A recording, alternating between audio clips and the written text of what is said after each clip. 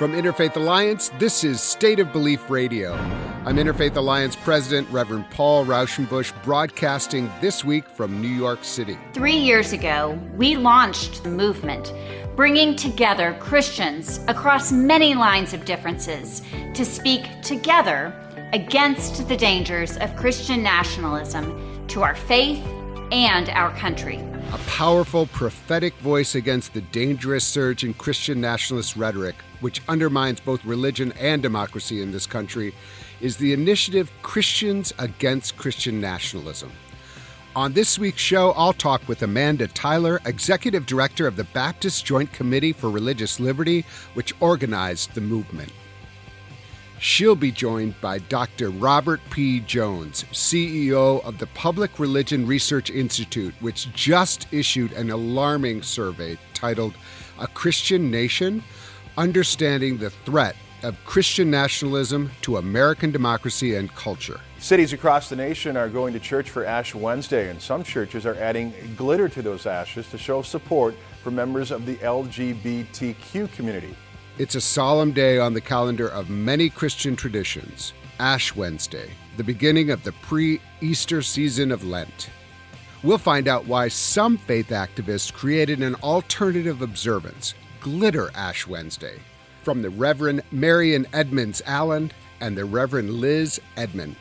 You can hear State of Belief on the radio and get the podcast on Apple Podcasts and all the other podcast platforms. Every week, I am in conversation with the most fascinating and impactful civic and religious leaders across the nation. Please subscribe to it today. State of Belief Radio is made possible in great part by the generous support of our listeners. If you have made a donation, thank you for helping get these conversations heard by more people who need them. If you haven't pitched in yet, information on how you can keep this show on the air is available at stateofbelief.com. And you can find out more about the work of Interfaith Alliance and join us at interfaithalliance.org. And now to my first guest. Dr. Robert P. Jones is founding CEO at the nonpartisan Public Religion Research Institute, which has just published the report, A Christian Nation: Understanding the Threat of Christian Nationalism to American Democracy and Culture. The finding of this report really underscores the urgency of the work of Christians Against Christian Nationalism. Amanda Tyler and Robbie Jones are both with us this week. Welcome to State of Belief Radio. Oh, thanks so much for having us. Yes, great to be here. Robbie, the timing couldn't be better. Your poll was bracing and informative and comprehensive. And I want to know personally, when you looked at the data, what stood out to you as someone who has been thinking about this for a long time, as a person who is very invested in the church in your own way? What do you see in this poll that really strikes you? Well, first of all, I'd love to say that the timing wasn't necessary, right? But, given January 6th and the events that we've seen unfold really over the last, 5 or 6 years, this threat of white Christian nationalism, and I should say, and I see this as a threat, both to our democracy and to our churches, right? It's both, and American culture more broadly.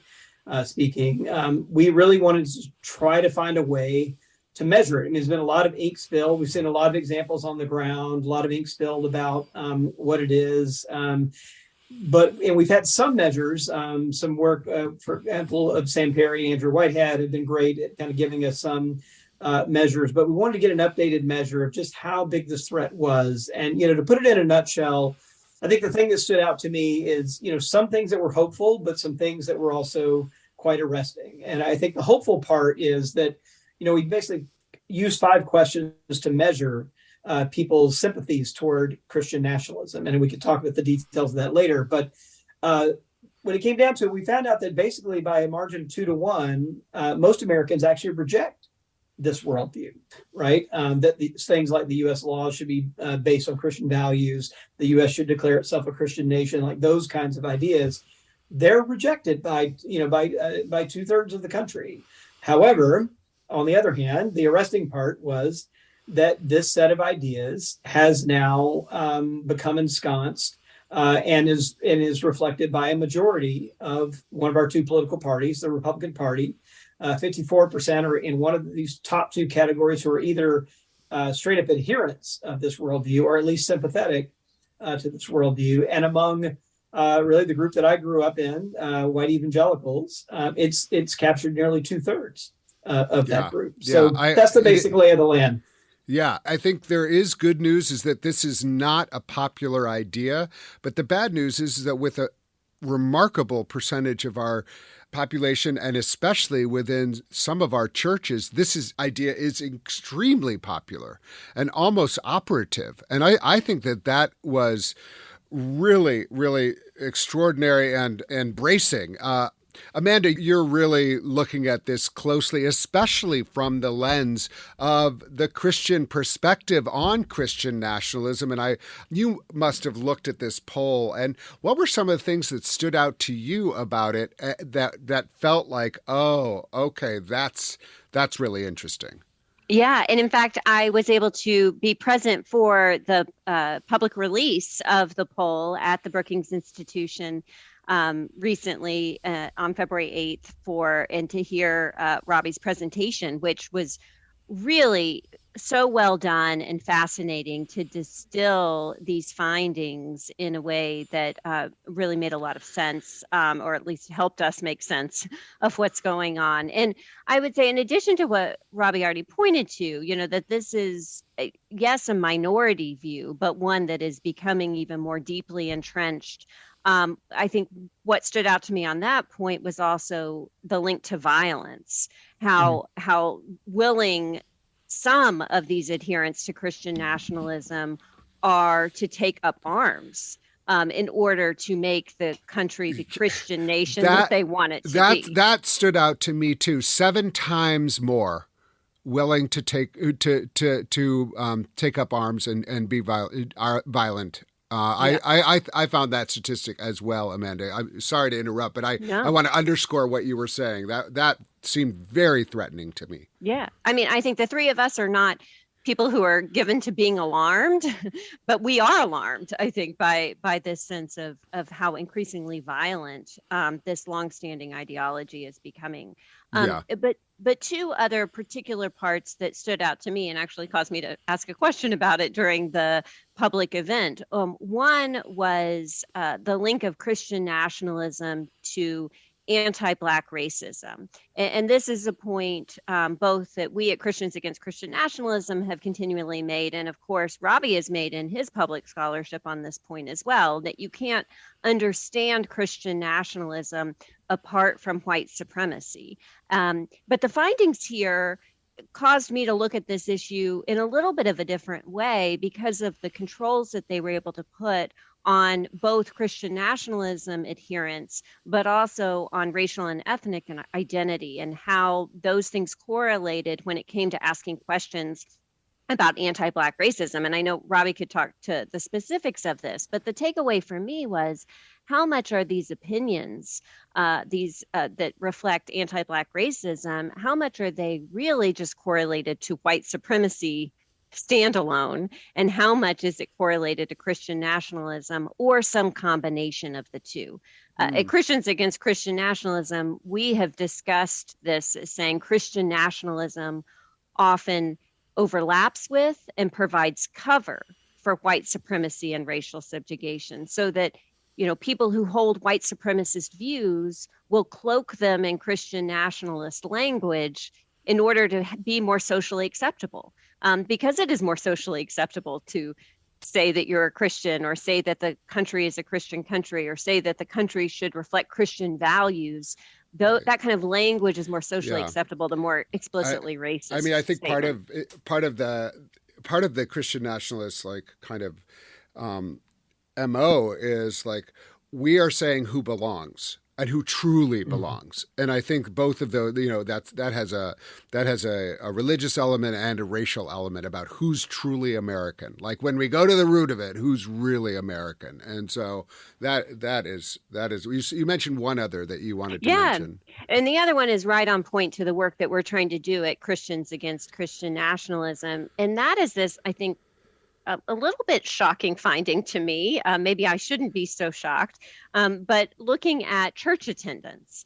And the results of this are, the more that you go to church, the more likely you are to hold Christian nationalist views. And for me, that begs the question is, what are we doing in our churches? Are we teaching Christianity, or are we teaching Christian nationalism? And look, I know that that's not a hermetically sealed division between those two things, right? These are different. Right. These are different things. I think Christianity is a religion. Christian nationalism is an ideology. But that sometimes Christian nationalism has so infected our theology and our worship practice that can be difficult to tell the difference between the two. And I think some of these findings show that. Well, and that was one of the things that really dispelled one of the talking points that many of us wanted to believe, frankly, that, these weren't Christians going to church, that these were somehow apart, maybe just QAnon or something like that. But actually, these are actually churchgoers. I think one of the key findings of the survey was to really connect this to institutions, right? And not just to attitudes that float around in some, disembodied way, but that are actually connected on the ground through sermons, through Sunday school, through churches here. And we had, I had a hint of this from my book, White Too Long, where I discovered there, and I was measuring white Christian attitudes and racist attitudes. And what I found there was that there was a positive correlation between white Christian identity and holding more racist attitudes, and that actually went up, particularly for white evangelicals, for high church attenders, like that it actually, going to church actually made them more racist in their views. So we set it up to measure the same thing here, and it's exactly what we found out. So I'll give it to you kind of two ways. That if we look at those, and the four categories we had for Christian nationalism were adherents. Those are the people who agree with almost every question we asked about Christian nationalism. Then sympathizers, who mostly agreed, but maybe not as strongly as the adherents. And then on the other side, we had two categories: Christian nationalism skeptics. These were mostly disagreed, but might, still didn't disagree as strongly as the last category. And those were Christian nationalism rejectors, which disagreed with every statement that we asked about Christian nationalism. And we look at that, it is a very positive and in fact linear relationship between going to church and moving up the scale. So if you look at, for example, those who attend once a week or more, so the most frequent church attenders, half of that group is in either the Christian nationalism adherent or sympathizer category. 21% of them are adherents. Another 29% of those high church attenders are sympathizers. If you flip it around the other way and you look at it and you look at religious Christian nationalism adherents, they're 6 times as likely as Christian nationalism rejectors to attend church weekly. Yeah.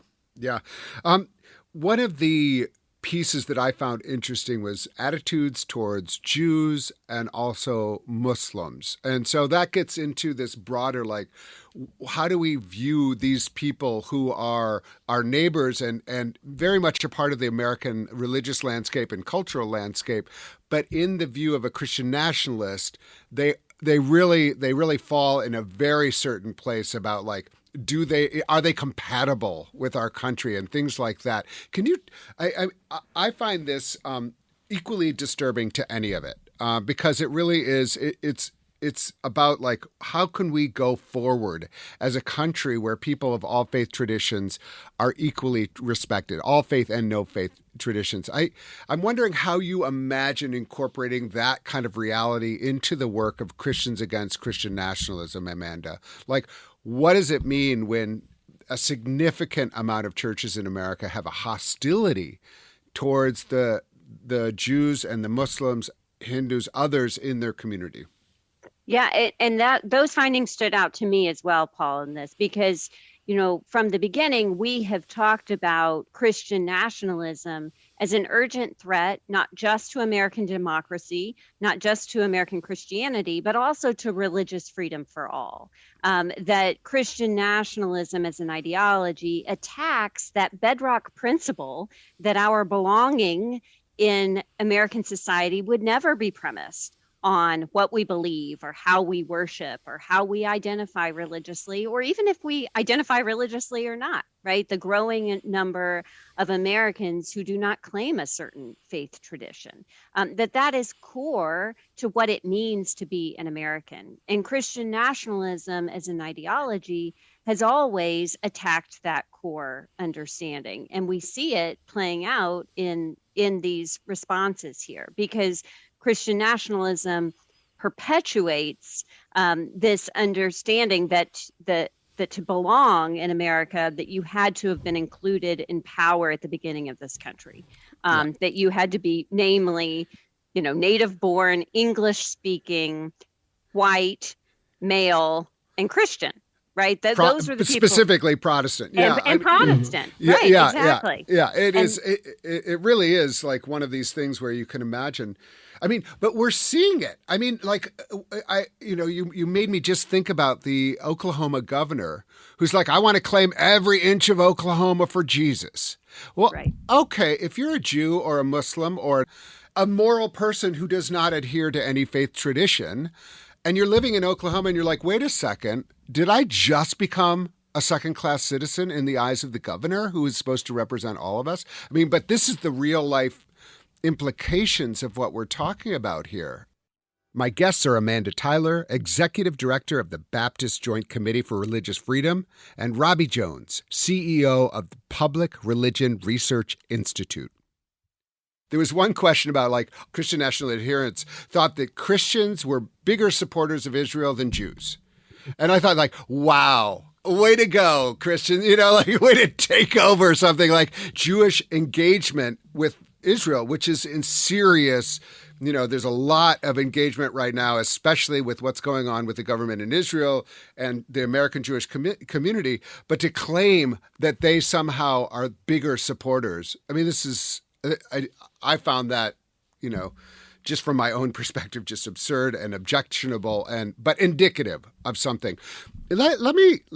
One of the things that I talked to Catherine Stewart, who was on the show a little bit ago, and about the amount of Hispanic Americans who also the kind of overlap there. And it's not just with, there's like an interesting racial adoption of Christian nationalism that you got into in a nuanced way in your report, Robbie. Can you say a little bit more about that? Like how the kind of underlying white supremacy is spilling over even into non-white populations? Yeah, I think that's right. I mean, it's worth noting that this is where I think it's complex, because on the one hand, I think the real threat that we are facing is this amalgamation of white supremacy and Christian nationalism. Like, that's absolutely right. But we also find that there are some non-white adherents of Christian nationalism, right? And the survey, turns this up. Now, they are mostly white, overwhelmingly white, but there's a non-negligible minority who are not white. And I think particularly with Latino Americans, what we see is that the bridge is evangelical Christianity, right? Evangelical Pentecostal charismatic Christianity. And then what's happened is that there is this evangelical alliance, right, that happens often actually in Latin American countries on the ground, and then also has a connection here. And that what happens is, with that evangelical Christianity, what comes along for the ride with that theology is a white supremacist worldview and a Christian supremacist idea of what being American means, right? So right. It all kind of comes along together as a package. Right. And we see that being picked up here among, some Christian nationalism adherents of color, where you actually see it. Now, there are differences on particularly around anti-immigrant views, anti-Black racism, and anti-Muslim views. You do see white Christian nationalism adherents having far stronger connections to those other ideologies than adherents of color. But on anti-Semitism, actually, we see Christian nationalism adherents of color rivaling, and some places exceeding the anti-Semitic attitudes. I'm curious about, you asked about gender, but not about LGBTQ. Is that just because it's just so obvious that they'll be anti-LGBTQ? We don't even need to ask that question, but I didn't see that in the report. I did see some very strong sort of gender findings around, like, man is the head of the house and all kinds of different things there. But I don't think you asked any questions about LGBTQ, which just is so much in the news, especially if we look at Florida and other places like that. Yeah, we didn't have it specifically in this survey. It's pretty easy to interpolate to other surveys, though. I mean, the core of this group are white evangelical Protestants, and we know that they are, for example, the only group. I don't say this like really slowly. The only major religious group in which a majority opposes marriage equality, for example, right? Like every other religious group is now on the other side of that question. It's white evangelicals really holding out majority opposition to marriage equality, who tend to be very negative on pretty much anything related to transgender Americans. So we know that these things correlate. What we wanted to ask is kind of like a different kind of question that was really about patriarchy and kind of hierarchical gender roles. There's been less asked about that, actually, which was one of the reasons why we wanted to go there in this survey. And so you're right, like things like in a truly Christian family, the husband is the head of the household, his wife submits to his leadership. Society as a whole has become too soft and feminine. These things like Christian nationalists. Christian nationalists are like twice as likely as Americans, right, to agree with these kinds of statements. And that statement, right, that you're cringing about, was one of the highest predictors of vote for Trump in 2016. Too feminine. Yeah. Because that macho man Trump. Okay. Right. Amanda, what I love about what you're doing with Christians Against Christian Nationalism, which is, by the way, part of your broader, amazing work to protect religious freedom in the country from, it's very dear to my heart. What do you feel like is like the place to start here? And for our listeners also, like in addition to finding out more about Christians Against Christian Nationalism, what should we be doing? Like what's the action item that we need to embrace? Yeah, well, one thing which we're doing right here is just talking about naming Christian nationalism as an ideology to learn more about. And that was a finding in this poll and one that we've seen in other polls as well, that a very large number of Americans, and I can't remember, Robbie, maybe about 40% in your poll, or maybe even more than half, have never even heard of Christian nationalism. So we run in these circles where this is something that is being increasingly talked about and that is the subject of mainstream media and interviews and all of that, but that this huge portion of the American population has still never heard about it.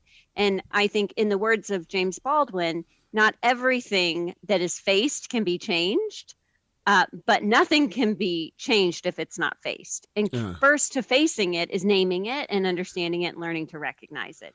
And so that is part of what we are trying to do at Christians Against Christian Nationalism, a project that we started with a large number of partners back in 2019, is to put definitions to Christian nationalism, to give examples of it, and then to provide resources for individuals and groups who are looking to take it on. And our resources are produced for and aimed at specifically Christians, because we think Christians have a special responsibility of dismantling Christian nationalism. And one of the key impediments to dismantling Christian nationalism is this false idea that to go against Christian nationalism is somehow to be against Christianity. And so we think that Christians have a special responsibility of understanding first in themselves how they distinguish Christianity and a faithful walk with Jesus from Christian nationalism, coming to grips with it within their own personal theologies and the theologies and worship practices of their faith communities, and then going out into the broader world to share that information. And so certainly to Christians listening, please check out christiansagainstchristiannationalism.org to take a public stand and to use these resources. And then for everyone, our resources, please point to them when you hear those false statements about to go against Christian nationalism is, in the words of some of the detractors, to be a godless, globalist, like this idea, right? So we are trying and to I'll say, like, against there are that people idea. in my life who actually believe, who are against Christian nationalism, but they don't want they're worried if we say, oh, we're against Christian nationalism, that we're somehow against Christians. These are Jews who are really just like, we want to make sure that we're not like, and I'm just like, no. Like, I'm a Christian. Like, this is a terrible thing for my faith. Like, this is a terrible thing for America. Already young people are so turned off to religion because they identify, I'll just speak from the Christian perspective, they identify Christianity too much with these people who are the adherents. And so for me as a pastor, I'll say, I think, that I have a right to vend my own faith. And I feel like one of the greatest threats to American democracy is Christian nationalism. One of the greatest threats to my faith is Christian nationalism. And as a patriot and as a Christian, I feel a necessity to name it and then call it out. Up next, more on Christians against Christian nationalism and the new PRRI report, A Christian Nation, Understanding the Threat of Christian Nationalism to American Democracy and Culture. If you miss any part of today's program, you can hear full episodes of State of Belief anytime on our website. You'll also find links to the topics we discussed this week, extended interviews and transcripts, and an archive of past shows, all at stateofbelief.com. You're listening to State of Belief Radio, made for such a time as this. With me are Robbie Jones from the Public Religion Research Institute and the Baptist Joint Committee's Amanda Tyler. Is this movement, is Christian nationalism growing? Is it spreading? Is it receding? What is the trajectory that we're looking at? On the question of whether it's growing, we don't know from the numbers. It's the first survey that we've done with this set of questions. And it uses different questions than previous surveys, so we can't quantitatively say it one way or the other. But what I would say is that it's worth remembering, like, this is a movement that we're tracking, but it's not new. It's an old movement, and this is a new incarnation of a very old idea in American history. So I think it's always been this minority view. But here's one thing that I can say: when you look at age in the survey, right, there is this big break between Americans over the age of 50 and those under the age of 50, and with those over the age of 50, much more likely to be sympathizers or adherents to Christian nationalism. I think that tells us where this is headed. Amanda, do you have a sense of growing, spreading, receding? I think we have language, as Robbie says, we now have language to understand what we've seen all along. And so it feels like it is growing. I've talked about the last several years as a rising tide of Christian nationalism that is particularly dangerous because of its violence. And again, not the first time. We've had lots of other examples from our history of violent Christian nationalism, deadly Christian nationalism. So it's not the first time that that's happened. But also with the way that it travels along with misinformation at the speed of light in our digital age. That's a new component of it. And what we have seen, even within the last year, that's different about Christian nationalism is now that it's a term that people are coming to recognize, we have some really extreme people actually rallying around that term, associating themselves as, oh, I want to be a Christian nationalist. That is a troubling development that needs to be met head on with resistance, or we risk normalizing Christian nationalism in a way where we could see an increase over time, if we don't meet that challenge head on. Yeah, and we did see that in the survey that while Amanda's right, that is about 4 in 10 Americans haven't heard of the term. But among those who have, those who fit the mold, who agree with all the tenets of Christian nationalism, embrace the term, right? We actually see that. Like, they overwhelmingly have a favorable view of the term. So it's not just a term being used by the left, right, to kind of talk negatively about the right. It is a term that's actually being embraced among conservative Christians. One of the things that I'm trying to imagine is, like, can we cast a different vision that is compelling? that's invitational, that says, actually, this is a much better country when everybody has a right that's in the Constitution to believe as they want to believe. And that includes people of all faith traditions and no faith traditions, that religious freedom is a fundamental right, but it doesn't mean that you get to take over everything and impinge your right on it, which is the Christian nationalist ideology. And so I think that there's casting another vision that is better, that also invites Christians. That includes you, by the way, conservative Christian. We want you to worship like you want to worship. All of that. And so I know I'm preaching to the choir, but sometimes we all just need to hear a good word, right? Yeah. Well, and to that point, Paul, I would say that's exactly what we're trying to do at Christians Against Christian Nationalism with our 8 principles. They're just a restatement of foundational ideas of religious freedom for all, and that we know have attracted Christians from more than 6 dozen different denominations. So these are ideologically, theologically, geographically diverse Christians who are uniting around these principles despite their other differences. So I think that's the vision that we are indeed trying to cast. What strikes me when I look back on history is, I think Christians also will wake up a bit if they realize whose company they're walking in, if they fully embrace this worldview, right? This is the worldview of the KKK. If we kind of go back and we remember this, like the KKK was about a white, Anglo-Saxon, Protestant, Christian America. That's who they were defending. That's why Jews and Catholics were, beyond the pale. It's like 1,000%. Thank you for reminding us. That's what we're fighting against. I think that's so important. And then it's exactly that which tried to go against the civil rights movement. All the things that we say that we celebrate in this country are again under attack by white Christian nationalism. I want to say both of you are part of organizations that are so important. The Baptist Joint Committee on Religious Freedom, the Public Religion Research Institute, both of your organizations are crucial for the future of American democracy. And so for listeners out there who maybe don't know about these organizations, please know about them. What I love about the Baptist Joint Committee is that people think, oh, Baptist, that's weird. And it's like, no, actually, it's not weird if you know the history of Baptists. If you know the history of Baptists that are believed in freedom of religion, that were part of the origin story of our freedom of religion in this country, that freedom of conscience. When I became a Baptist, I was like, that's one of the reasons I was like, I'm down. And so this is ingrained, and it's just both of you are carrying on these organizations and this democratic tradition in such a powerful way. I'm so grateful.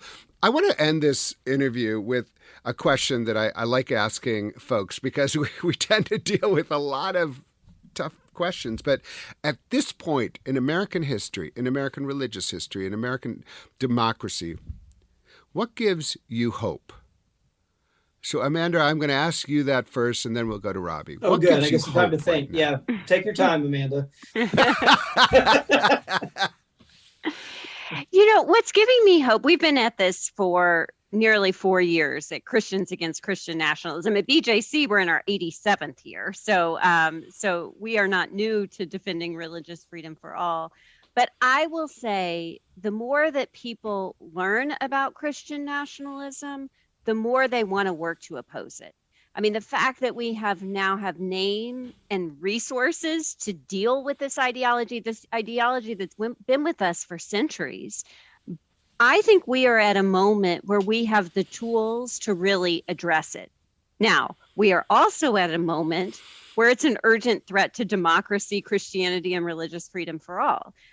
So I'm not, kind of glazing over what an important and difficult moment this is. But when we go out and talk about Christian nationalism and Christians Against Christian Nationalism, people are always asking, do you have a lot of detractors? Do you have a lot of opponents? And I said, we have some of those, but we have far more people that are saying, finally, someone's saying what I've been thinking and feeling. And so I think we are galvanizing a larger and larger movement that is equipped to make a difference and to stand against this ideology.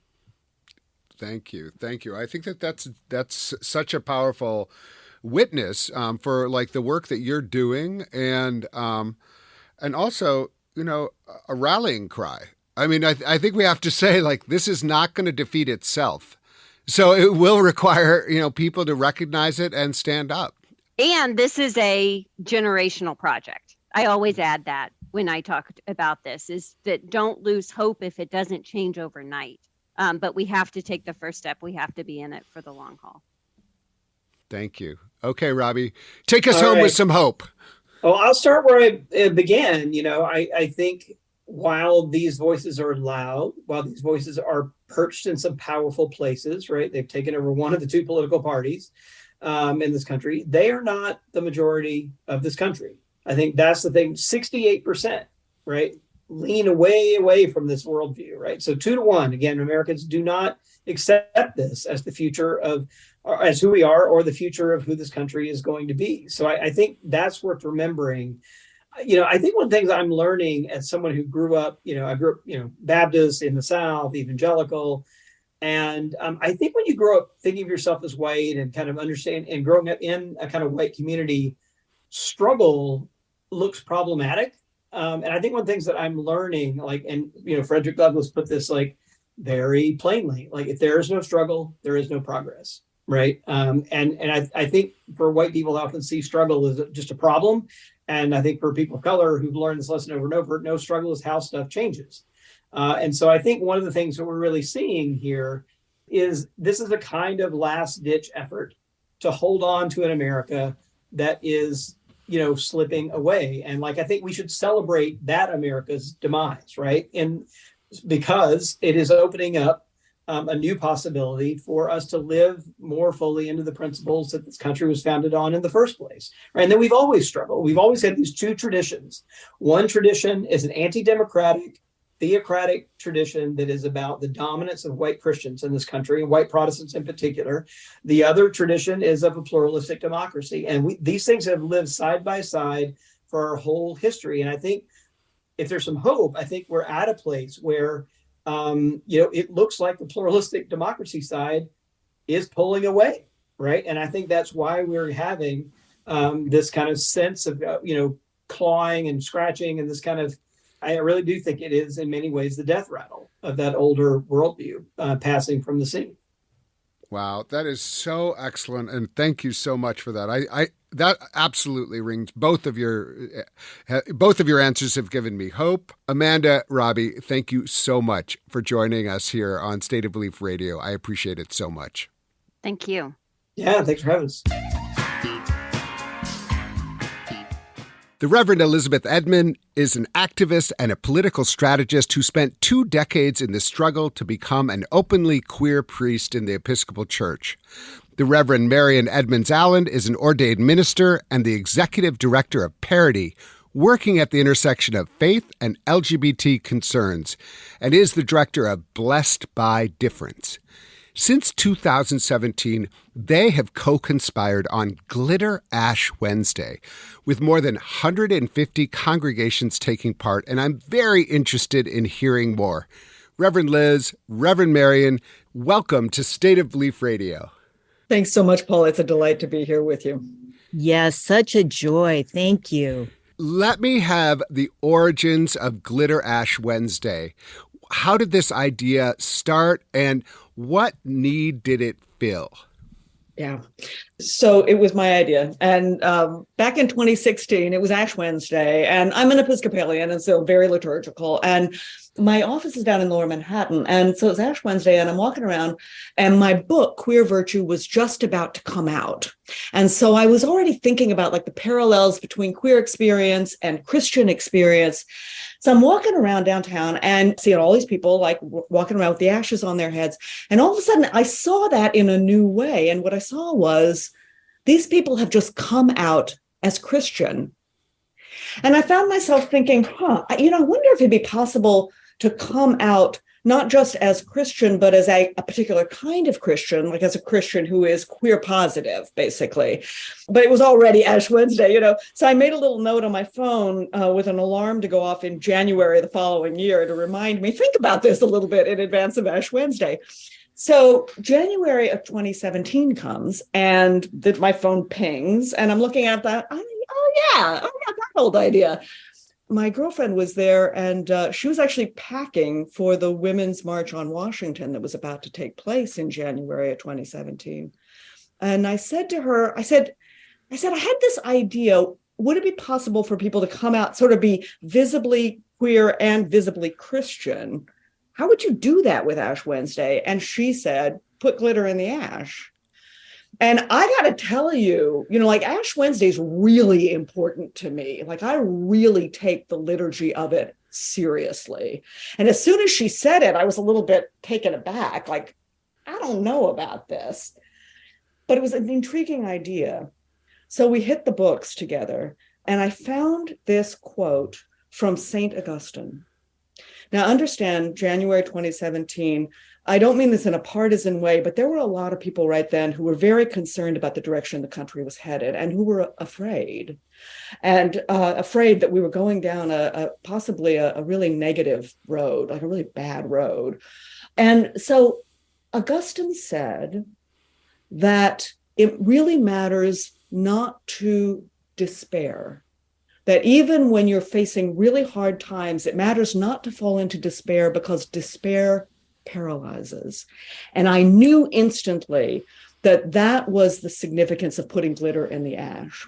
I love that. But I do want to make a correction. It wasn't your idea. It was your girlfriend's idea. So let's just get that clear. Well, she and I have had that conversation many times, and she always says to me, no, it was your idea. I'm like, no. Yeah. It's cool. I just wanted to make that point. No, I love that origin story, and I really love that Augustine story. And I think it's really important for people to understand that this comes actually out of a place of deep appreciation of the rituals and the liturgy and the significance of Ash Wednesday, which for me also, I'm a Baptist, but it's something that I actually take really seriously each year, because it's a time of deep reflection about what is important.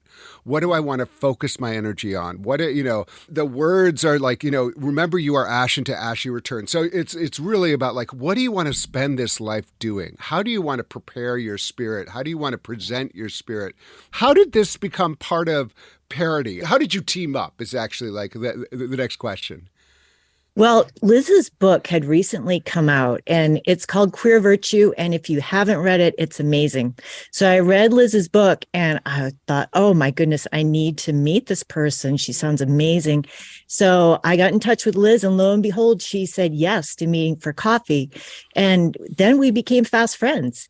So during that time in January, Liz mentioned this to me. We were trying to figure out, okay, how can we do cool, meaningful things together? And Liz said, well, what do you think about this idea? And I had the same reaction that Liz had. It kind of took me aback for a minute, but then I thought, no, this is amazing. This is something people can do, because that was what we were hearing. What can I do in this moment? And so it was perfect, and we ran with it.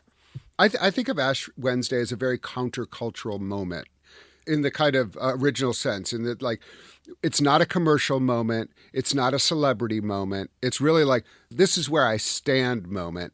And I think the glitter Ash Wednesday is not meant to actually divert that. It's meant to underline it in some ways. This is the way I'm hearing what you're saying.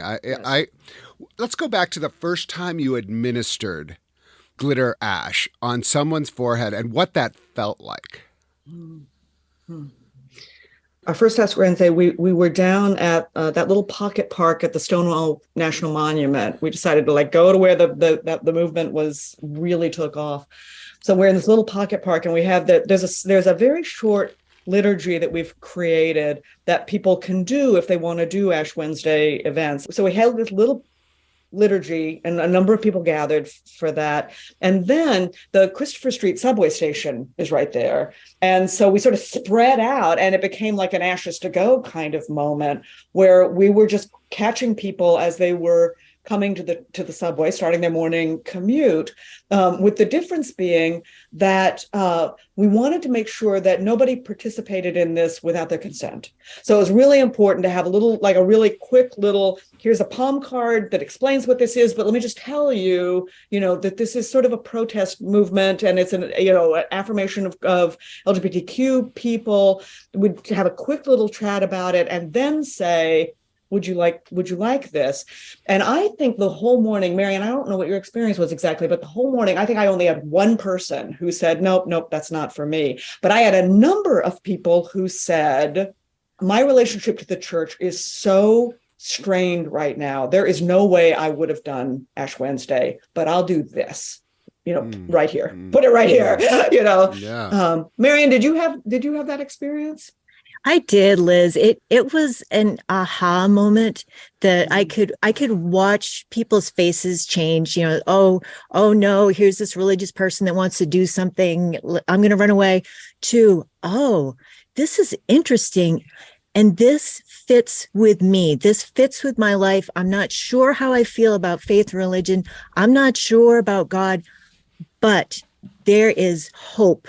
There is hope that God does love me. And there is hope in the people I see around me, in seeing Liz and I in our clerical collars, openly queer, saying, God loves you. Then Isn't that amazing? Isn't that amazing? I mean, it's really, actually, it's the most transformative thing possible. And frankly, there's a lot of renting garments and oh no, young people don't like the church. Well, guess what? The number one reason that people say they leave the church is because they associate the church with anti-queer rhetoric. That's people, because they're like, oh, I have to choose between liking my gay friends or me being gay and my faith. Okay, I'm done. And what this is offering is actually that is a false dichotomy. We're not going to accept that anymore. One of the things that occurs to me is that this, I think it could be especially liberative for queer people, but there's also people who really want to show solidarity with the people in their life whom they love, who they want to make sure that they know that their Christian faith welcomes them, embraces them, celebrates them. So my guess is that this is not just LGBTQ people that you're administering glitter ashes to, but it's also allies and neighbors and friends and loved ones.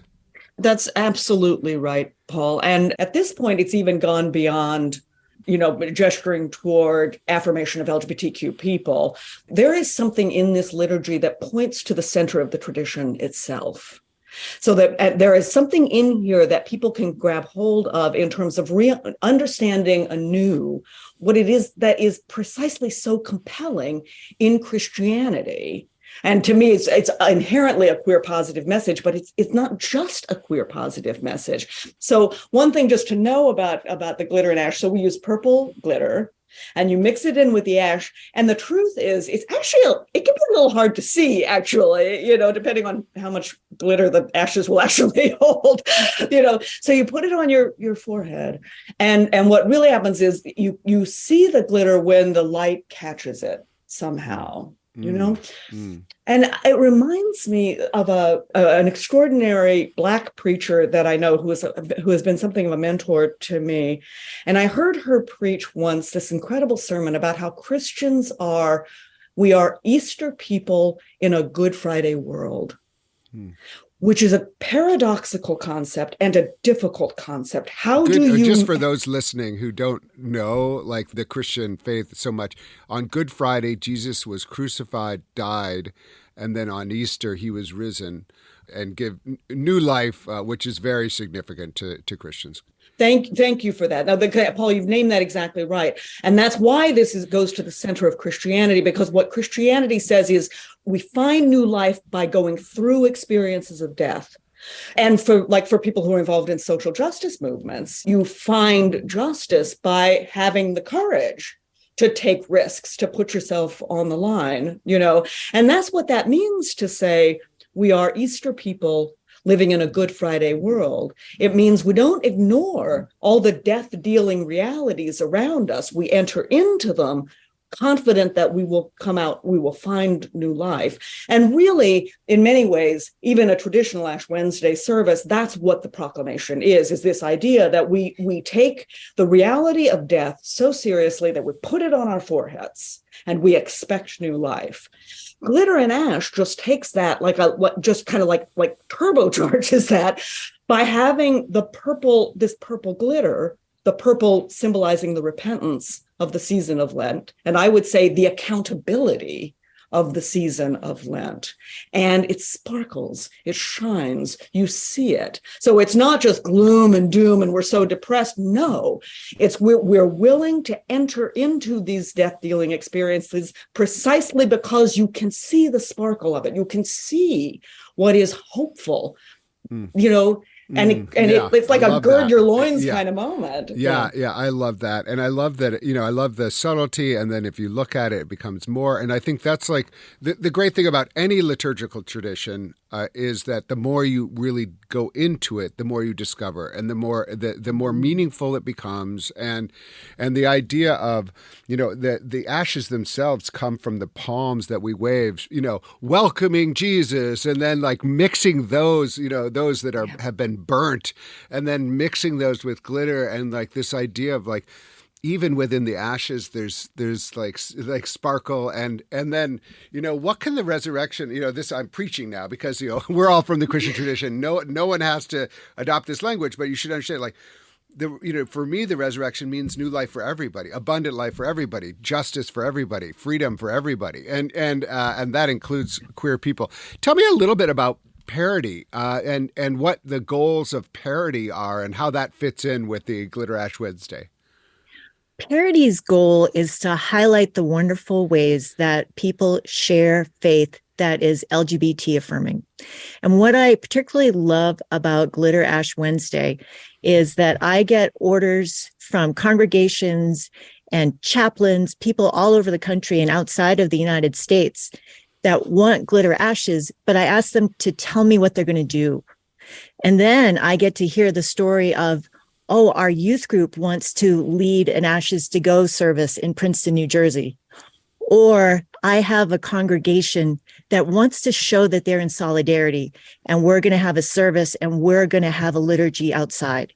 And the stories go on from Texas to Canada, everywhere. And I love it. That's fabulous. Okay, so Ash Wednesday, this we're going to be airing during the week that Ash Wednesday. How can people find out about it? And if it's too late this year to order your ashes, your glitter ashes, what we can let we've already been given the example. It's not too soon to put a note in your calendar. So where can people find out more? People can find out more at parody.nyc. And what they'll find is they'll find instructions for making glitter ashes themselves. They'll also find liturgies and information. And if someone wants to attend a service or ashes to go near them, all they need to do is to get in touch with me, because there are literally hundreds all over the country. We can't keep up with it anymore. But also, people can order glitter blessings. And these are vials of blessed holy oil from Jerusalem with biodegradable glitter. People use them for Pride Festival outreach. They use them, someone's using them in a transfiguration service.